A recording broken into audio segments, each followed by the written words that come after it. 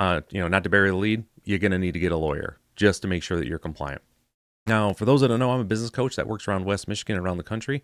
I come here live pretty consistently every single day, and I hope to earn your subscription. So let's get into this here.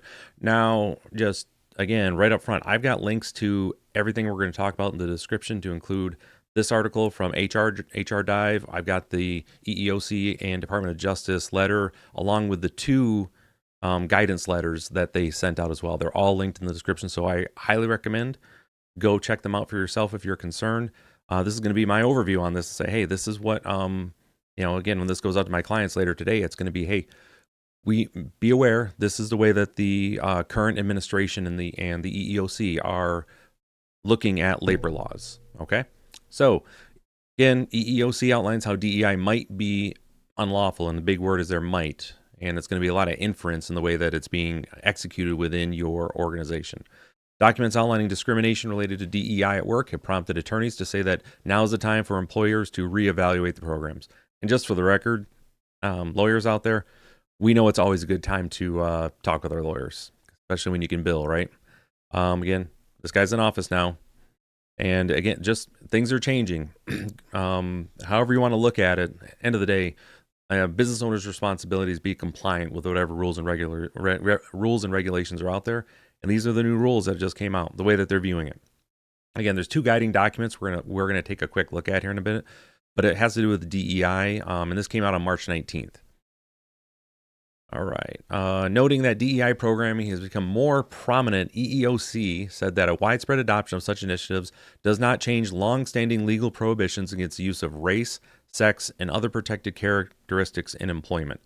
One technical assistant document says what to do if you experience discrimination related to DEI at work, pointed to Title VII from the Civil Rights Act of 1964, outlining how DEI-related discrimination can appear through limiting, segregating, and classifying workers, or engaging in harassment or retaliation based on sex or race. All right. In addition to unlawfully using quotas, otherwise balancing a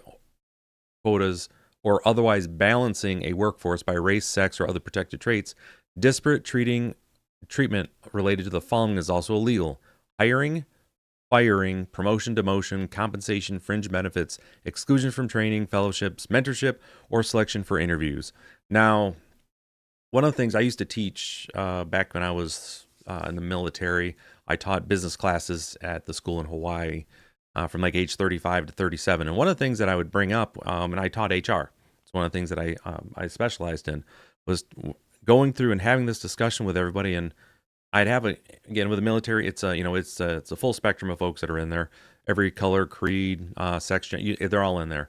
So in my classes, I'd be like, hey, I want everybody to look around here, and there's somebody that is not, and it was every class, it was the same, like, somebody in this classroom is not in a protected class when it comes to, discrimination within the workplace. Could you please take a look? And they'd look around and they'd be like, I'm not sure. And I'm like, hey, I'm not. There are no, until I turn 40, where it goes straight, white, male, not in a protected class. Again, it is what it is, folks, but just understand that until I'm 40, then I would have my age as a protected, I put me in a protected class for that.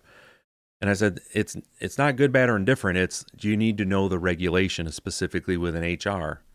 And you have to be able to advise your, basically the ownership, the business leaders when it comes to that. And this is an example here where this is, straight out of the Civil Rights Act of 1964, where these things are not allowed. And then this is where they're going to be looking specifically. So when I'm advising my clients, I'm like, one, hey, you need to have a written process for how you do promotions. It's important.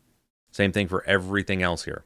Hiring, firing, promotion, demotion, compensation, everything needs to be documented in some way, shape, or form, so you can then, everyone knows what those policies are, and then you follow them. So in the off chance you do have someone say that, hey, there's this discrimination going on for whatever reason, you can point back and say, here's the process, here's how we follow it every single time. Like that's what's done.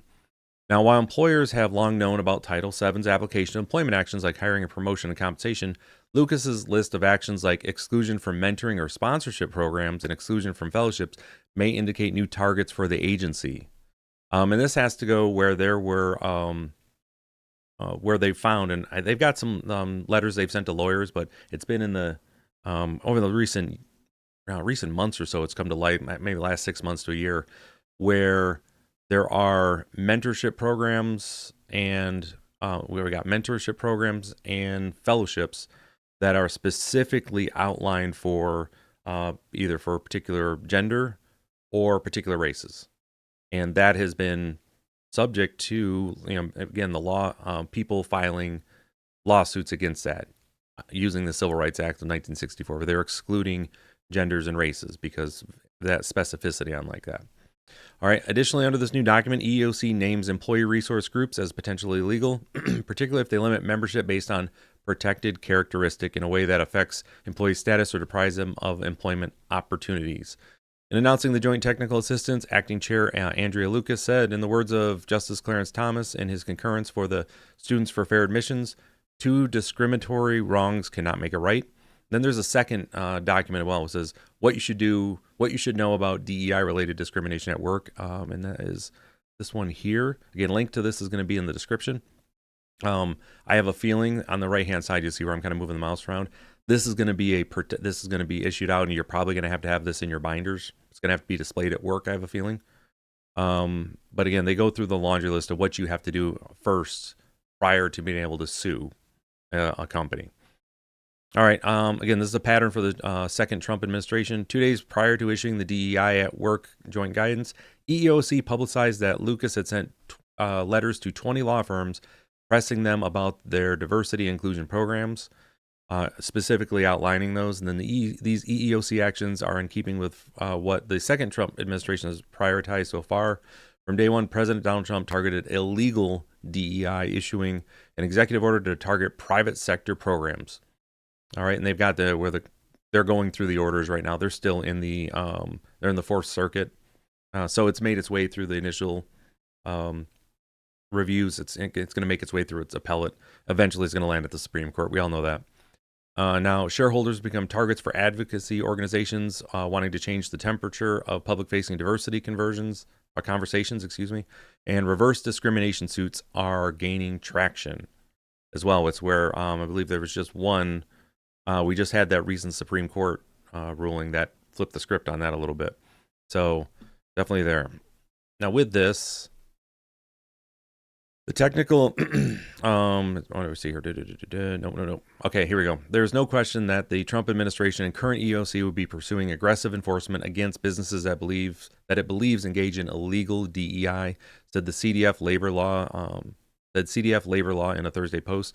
It remains unclear what the courts will do with the EEOC guidelines, whether courts will interpret Title VII consistent with the EEOC. It said, calling the Trump administration's approach to DEI an emerging and complicated issue. Again, we're going to leave it there, folks.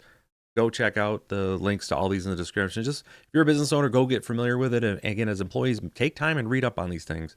Again, I'm just a dude on the internet. I'm a business coach, but I give my clients and the individuals that I do work with around the country, as far as mentoring them, as they're working their way through their career, is go and read the information for yourself, and then, if need be, make sure you're talking to a lawyer, especially on the business side.